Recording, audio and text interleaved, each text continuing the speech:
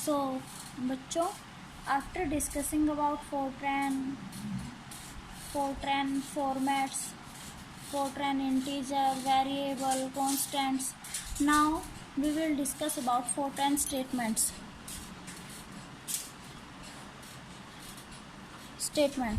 Statements जैसे कि मैंने कहा था, जब भी हम कोई प्रोग्राम लिखते हैं फोर्ट्रैन के अंदर तो कॉलम्स होते हैं 7 से लेके 73 तक जो मेरे कॉलम्स होते हैं, इसके अंदर हम प्रोग्राम की सारी स्टेटमेंट्स को राइट करते हैं।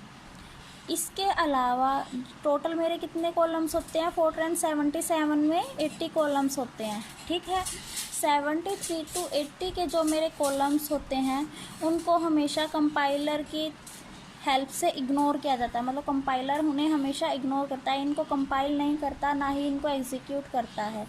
उसके बाद कॉलम 1 to 6 में हम लोग कमेंट्स का यूज़ करते थे, कंटिन्यूएशन कैरेक्टर का यूज़ करते थे और स्टेटमेंट लेवल नंबर्स का यूज़ करते थे, है ना। तो अभी हम लोग बात करेंगे कॉलम 7 to 73, जिसके अंदर की हम लोग प्रोग्राम की सारी स्टेटमेंट्स को देते हैं और इन्हें एग्जीक्यूट किया जाता है।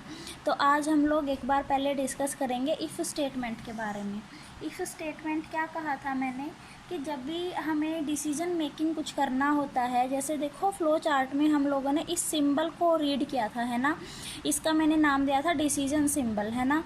तो इफ़ स्टेटमेंट के लिए ही स्पेशली इस सिंबल को बनाया गया है, मैन्युफैक्चर किया गया है। इस सिंबल का यूज़ इफ़ स्टेटमेंट में ही किया जाता है। ये क्या होता है, डिसीजन स्टेटमेंट होती है। If statement decision making statement होती है। हम किसी भी एक एक्सप्रेशन के ऊपर डिसीजन लेते हैं कि ये एक्सप्रेशन ट्रू है या फॉल्स है, उसके अकॉर्डिंग मेरा कंट्रोल आइदर ट्रू और फॉल्स पे जाएगा और फर्दर हम लोग प्रोसेसिंग करेंगे। जैसे कि यहाँ से मेरे 2 डिसीजंस होंगे, या तो ट्रू होगी स्टेटमेंट या होगी फॉल्स। ट्रू होगी तो ये वाली इस साइड इस तरह कंट्रोल मेरा चला जाएगा, फॉल्स होगी तो मेरा कंट्रोल इधर चला जाएगा, और जो भी यहाँ पे स्टेटमेंट्स होंगी हम उनको एग्जीक्यूट कर देंगे। इफ़ स्टेटमेंट के बारे में हम लोग थोड़ा डीपली अभी स्टडी करते हैं, इसके डिफरेंट टाइप्स के बारे में। Firstly we will discuss about logical if statement. Logical if statement, इसमें हम लोग किसी भी लॉजिकल एक्सप्रेशन को लेते हैं और उसे देखते हैं कि वो ट्रू होगा या फॉल्स होगा। इफ़ लॉजिकल एक्सप्रेशन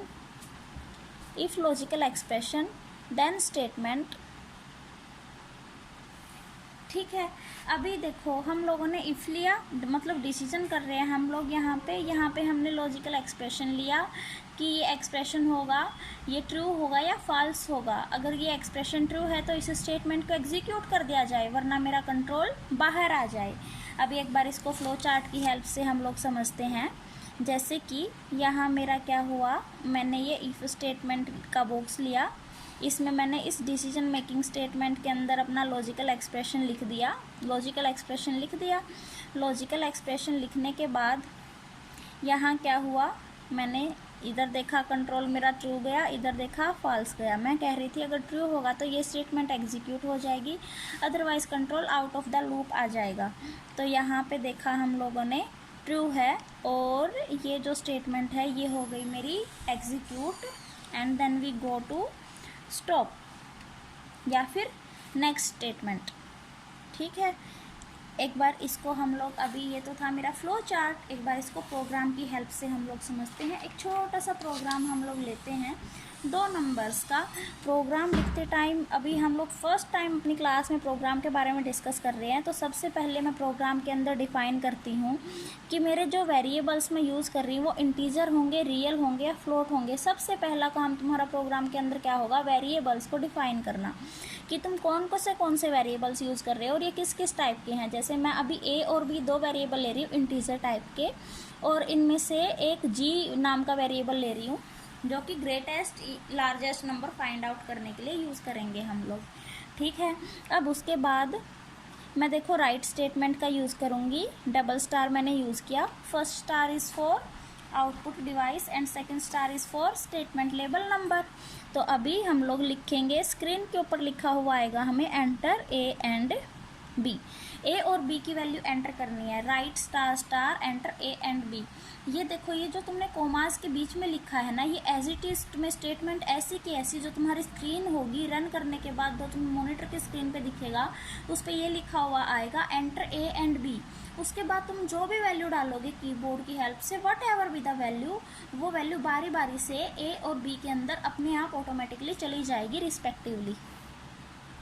उसके बाद रीड करेंगे, रीड स्टार स्टार ए और बी। ए और बी की वैल्यू हम लोग यहाँ से रीड करेंगे ना। रीड स्टेटमेंट का क्या यूज़ करता है, एंटर करने के लिए, है ना।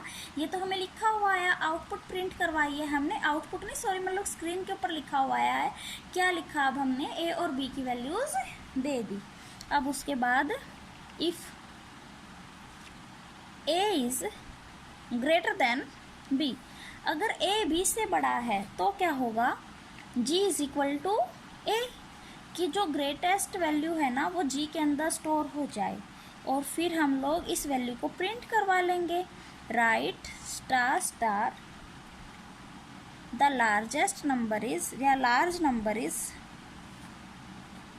इज, और फिर हम लोग लिख देंगे यहाँ पे जी। उसके बाद करेंगे स्टॉप एंड देन एंड।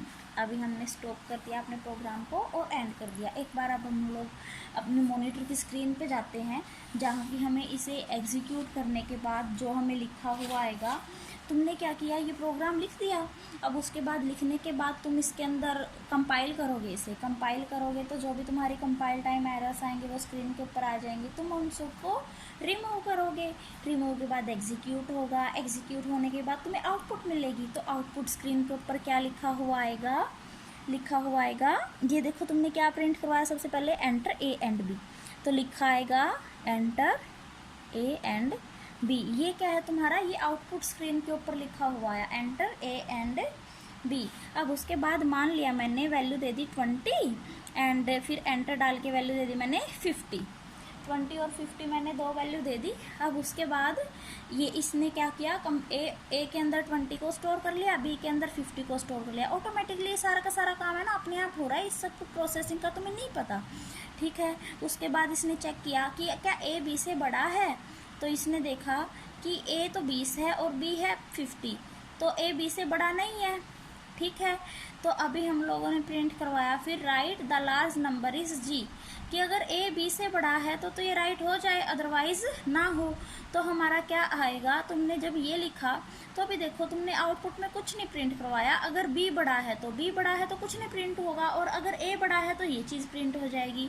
तो क्योंकि बी बड़ा है तो मेरा कंट्रोल ऐसे कैसा बाहर आ जाएगा। अभी अगर हम लोग इन्हीं वैल्यूज़ को एक्सचेंज कर दें, मतलब कि पहले मैं 50 एंटर कर दूँ और बाद में मैं 20 एंटर कर दूँ, तो इसका मतलब ए की वैल्यू बी से बड़ी हो गई ना। अभी देखो तो ये एक्सप्रेशन ट्रू हो गया, इसका मतलब जी के अंदर क्या वैल्यू स्टोर हो गई 50, जो कि ए की थी। तो अभी हमारे स्क्रीन के ऊपर बाद में फिर क्या लिखा आएगा, द लार्ज नंबर इज 50 अपने आप। ये तुमने ये देखो यहाँ जी लिखा था ना, इसकी जगह पे 50 लिखा हुआ आ गया। जो इन कोमास के अंदर की स्टेटमेंट है वो तुम्हें एज इट इज़ मिलती है आउटपुट स्क्रीन के ऊपर, और उसके बाद का जो तुम रिजल्ट प्रिंट करवाना चाहते हो उस वेरिएबल को हम लोग विदाउट कोमास देते हैं, ठीक है। I hope it is clear to you. अभी हम लोग इफ़ स्टेटमेंट के फर्दर टाइप्स के बारे में डिस्कस करते हैं। अभी हम लोग एक बार देखेंगे ब्लॉक इफ़ स्टेटमेंट के बारे में। किसके बारे में डिस्कस करेंगे, ब्लॉक इफ़ स्टेटमेंट के बारे में। ये एक प्रोग्राम तो मैंने इफ़ स्टेटमेंट का तुम्हें डिस्कस करवा दिया, फर्दर मैं प्रोग्राम्स नहीं डिस्कस कराऊंगी। अगर एग्ज़ाम में इफ़ स्टेटमेंट आता है तो इफ़ स्टेटमेंट के बारे में जस्ट यही आएगा, इफ़ स्टेटमेंट के बारे में बताओ और ये कितने कितने टाइप्स की होती है ये बताओ, और तुम फ्लो चार्ट की हेल्प से वो सारे के सारे डायग्राम्स बना दोगे कि ये ऐसी होती है, ये ऐसी होती है, और इन सबको एक्सप्लेन कर दोगे इनके सिंटैक्सिस को, एंड दैट्स इट। इसके अलावा और कुछ भी नहीं होएगा, ठीक है।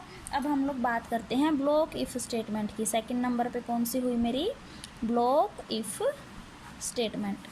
तो ब्लॉक इफ़ स्टेटमेंट के अंदर क्या होगा, सबसे पहले इसके एक्सप्रेशन की बात करते हैं। इफ़ लॉजिकल एक्सप्रेशन तो क्या होगा, देन अगर लॉजिकल एक्सप्रेशन मेरा ट्रू है तो कंट्रोल कहाँ जाएगा, statement 1, statement 2 and up to so on N. ये क्या हो गया, एक ब्लॉक हो गया स्टेटमेंट्स का। एल्स अगर मेरा लॉजिकल एक्सप्रेशन ट्रू नहीं है तो कंट्रोल कहाँ जाएगा, एल्स पे जाएगा, and then we again get a block statement 1, statement 2 and statement N, this is second block. उसके बाद हम लोग इफ़ स्टेटमेंट को एंड कर देंगे, एंड इफ लिख के। ये क्या था तुम्हारा ब्लॉक इफ का वो था, सिंटेक्स था, ठीक है। तो देखो, सबसे पहले इफ़ लॉजिकल एक्सप्रेशन तुम लोगों ने दिया, कोई भी एक लॉजिकल एक्सप्रेशन हम लोग लेंगे, अगर वो ट्रू है तो मेरी ये जो स्टेटमेंट्स है ना ये एग्जीक्यूट हो जाएंगी, और अगर ये फॉल्स है तो मेरी ये स्टेटमेंट्स एग्जीक्यूट हो जाएंगे, और फिर हम इसको एंड कर देंगे। अभी एक बार हम लोग इसका छोटा सा जनरल एग्जाम्पल हम लोग लेके चलते हैं। एग्जाम्पल से पहले एक बार हम इसका फ्लो चार्ट ज़रूर बनाएंगे, जो कि मैंने अभी अभी कहा कि एग्ज़ाम में बनाना ज़रूरी है। जैसे कि इफ़ स्टेटमेंट का हम लोग यूज़ करेंगे तो किसका यूज़ होगा, डिसीजन सिंपल का। यहाँ पे हम लोग दे देंगे अपना लॉजिकल एक्सप्रेशन। लॉजिकल एक्सप्रेशन हम लोगों ने दिया, एक बार कंट्रोल इधर गया और एक बार कंट्रोल गया इधर, ट्रू और फॉल्स पे, ठीक है। अगर ट्रू है तो मैंने कहा कि ये जो ब्लॉक है स्टेटमेंट्स का, इसको एग्जीक्यूट करो। अगर फॉल्स है तो ये जो ब्लॉक है स्टेटमेंट्स का, इसको एग्जीक्यूट करो, and then our control will get out of if statement. That's it, हो गया इसका फ्लो चार्ट। तो एक बार हम लोग इसको जनरल एग्जांपल से अभी स्टडी करते हैं। सबसे पहले तो देखो, अगर मैं कह दूँ तुम्हारी क्लास में कि है ना, मैं जैसे तुमने पहले भी एक बार मैंने ऐसा एग्जांपल दिया था कि अगर मेरे माइंड में मेंटालिटी सेट है, अगर मेरी मेंटालिटी सेट है कि है ना, जो टॉप 10 बच्चे हैं वही इंटेलिजेंट है, उसके बाद वाले थोड़े से एवरेज हैं और लास्ट वाले 10 तो बिल्कुल डफर हैं। तो अगर मैं यही कंडीशन यहाँ अप्लाई कर दूँ, इफ़ टॉप 10 जो पहले 10 रोल नंबर्स हैं वो इंटेलिजेंट हैं, देन उन सब के roll number 1, roll number 2, roll number 3 यहाँ एग्जीक्यूट कर दिए जाएं। अदरवाइज़ अगर उनमें वो इंटेलिजेंट्स नहीं हैं तो बाकी के जो बच्चे हैं उनके रोल नंबर्स को यहाँ एग्जीक्यूट कर दिया जाए, और फिर हम लोग स्टेटमेंट को ख़त्म कर देंगे। अभी जैसे क्लास में ही टेस्ट हो रहा है तुम्हारा, क्लास में जब टेस्ट हो रहा है तो फिर मैं कह दूँ कि है ना, हाँ भाई किस किस को आता है। अब देखो, मैंने तुम्हें टेस्ट बोल दिया, मैं क्लास में आई, मैंने कहा कि आज तो टेस्ट है, तुम कहते यस मैडम। मैंने कहा किस किस ने तैयारी की है। अब देखो, मैंने एक कंडीशन अप्लाई कर दी यहाँ पे। मैं सोच रही थी ये कंडीशन अप्लाई करने की कि अगर तैयारी होगी तो ही मैं टेस्ट लूँगी, अदरवाइज़ मैं टेस्ट नहीं लूँगी। और अगर तैयारी है तो मैं ये क्वेश्चन बोलूँगी, और अगर तैयारी नहीं है तो मैं क्लास में जस्ट 2 न्यूमेरिकल्स बोलूँगी और उन्हें सोल्व आउट करवाऊँगी तुम लोगों से। मैं ये मेंटालिटी अगर क्लास में सेट करके आती हूँ, और मैंने तुमसे कहा कि हाँ भाई तैयारी है, तुम में से कुछ एक बच्चों ने हैंड रेज किए कि यस मैडम है, बाकी सबके हैंड लोअर थे। मैंने कहा क्यों नहीं तैयारी, तुम कहते मैडम 2 दिन बाद टेस्ट ले लेना। ओके, हमेशा हर एक क्लास का सीन यही होता है, तुम्हारी क्लास का भी सीन यही होगा, तो तुम लोग ईजिली इसके बारे में इमेजिनेशन कर सकते हो, ठीक है। तो अभी फर्दर फिर मैंने क्या कहा, अच्छा चलो ठीक है, फिर मैंने तुम्हें क्वेश्चंस दिए। मैंने तुम्हें वो जो क्वेश्चंस मैं पेज के ऊपर लिख के लाई थी ना, मैं तुम्हें देती हूँ और मैं कहती हूँ अगर तुम्हारी तैयारी होती ना बच्चों तो फिर मैं तुम्हें ये क्वेश्चंस देती। चलो ठीक है, अगर तुम्हारी अब जैसे कि तुम्हारी तैयारी नहीं है तो हमारी देखो कंडीशन फॉल्स हो गई ना। अगर ट्रू थी तो यहाँ गई और उसने ये क्वेश्चंस तुम लोगों को दिए और तुमने ये सोल्व आउट किए। बट अगर ये ट्रू नहीं है तो कंट्रोल कहाँ गया, यहाँ गया फॉल्स पे। और फिर मैंने 2 न्यूमेरिकल्स दिए तुम लोगों को, तुमने वो सोल्व आउट किए और फिर हमारा काम ख़त्म हो गया और मैं बाहर आ गई क्लास के, ठीक है। ईजिली हो गया ना imagine, just this is that. अभी हम लोग जैसे हमने पीछे एक एग्जाम्पल को डिस्कस किया था, हम लोगों ने यहाँ इसको तभी प्रिंट आउट करवाया था जब अगर मेरा ए बी से बड़ा है। अगर मैं यहाँ एल्स लिख दूँ, अगर मैं यहाँ एल्स लिख देती हूँ तो सिंपल सी बात है, अगर ए बड़ा नहीं है तो फिर मैं लिख दूँगी कि राइट बी इज़ लार्ज, ठीक है, और फिर बी की वैल्यू प्रिंट करवा लूँगी। आई मेरी बात समझ? I hope it is clear to you. अभी हम लोग फर्दर बात करेंगे फिर अब अर्थमेटिक इफ़ स्टेटमेंट की। थर्ड टाइप है मेरा इफ़ स्टेटमेंट का, arithmetic if statement. Arithmetic if statement, arithmetic if statement में हमारा जो लॉजिकल एक्सप्रेशन होगा वो क्या होगा, इफ़ अर्थमेटिक स्टेटमेंट,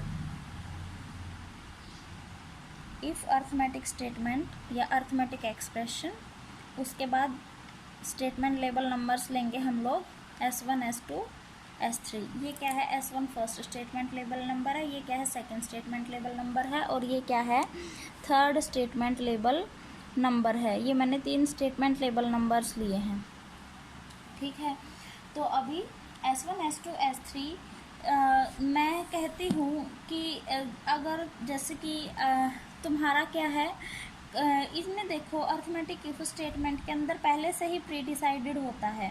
अगर तुम्हारा ये जो लॉजिकल एक्सप्रेशन है इसकी वैल्यू नेगेटिव है तो कंट्रोल कहाँ जाएगा, S1 जो स्टेटमेंट लेबल नंबर होगा यहाँ जाएगा।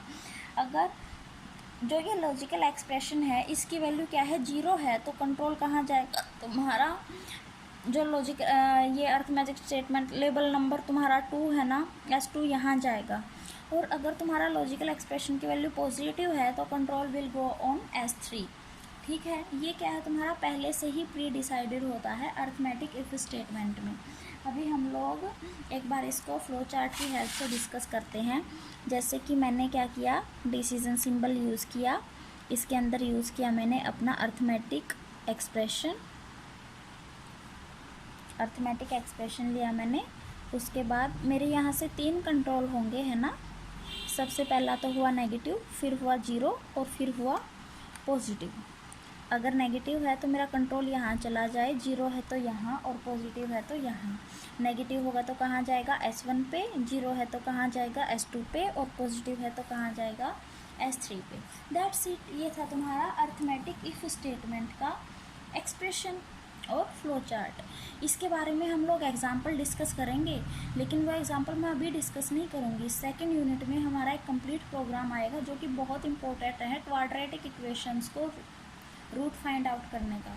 उसमें हम लोग अर्थमेटिक इफ स्टेटमेंट का यूज़ करते हैं। जैसे कि तुम्हारा जो डिस्क्रिमिनेंट होता है बेटा क्वाड्रेटिक इक्वेशन के अंदर, उसकी 3 वैल्यूज़ होती हैं, आइदर 0, नेगेटिव और पॉजिटिव। तो ये स्पेशली उसी के लिए मैन्युफैक्चरिंग हुई है मेरी अर्थमेटिक इफ स्टेटमेंट की। अगर नेगेटिव है तो कंट्रोल यहाँ, 0 है तो यहाँ, और पॉजिटिव है तो कंट्रोल यहाँ जाएगा। I hope it is also clear to you बेटा। अगर कोई भी डाउट होगा तो अभी जब हमारी क्लास लगेगी हम लोग उसमें डिस्कस कर लेंगे।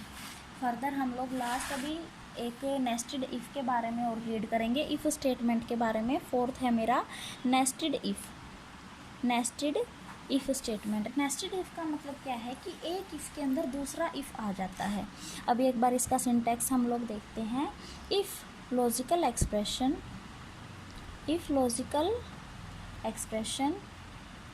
देन लॉजिकल एक्सप्रेशन फर्स्ट ले लेती हूँ मैं यहाँ पे, क्योंकि हम लोग बहुत सारे इफ़्स का यूज़ करेंगे। एक इफ़ के अंदर दूसरा इफ़ लॉजिकल एक्सप्रेशन 1, अगर लॉजिकल एक्सप्रेशन 1 ट्रू है तो मेरा ये जो स्टेटमेंट्स हैं ये एग्जीक्यूट हो जाएं। ब्लॉक ऑफ स्टेटमेंट्स जो 1 है ये एग्जीक्यूट हो जाए। यहाँ पे एक सिंगल स्टेटमेंट भी हो सकती है, 2 भी हो सकती हैं ब्लॉक के अंदर, और मेरी n भी हो सकती हैं, कितने भी हो सकते हैं, तुम लोग अपनी मर्ज़ी से लोगे। उसके बाद मैं लगाती हूँ एल्स इफ़। अगर ये ट्रू नहीं है तो कंट्रोल मेरा यहाँ जाए एल्स इफ़ पे, और यहाँ पे मैंने दे दिया एक दूसरा लॉजिकल एक्सप्रेशन 2। देन अगर ये ट्रू है तो फिर मेरा ब्लॉक 2 को एग्जीक्यूट कर दिया जाए। अगर ये भी ट्रू नहीं है तो कंट्रोल कहाँ जाए, फिर से लॉजिकल एल्स इफ़ पे। उसके बाद लॉजिकल एक्सप्रेशन मैंने 3rd दिया यहाँ पे 3, देन ब्लॉक 3।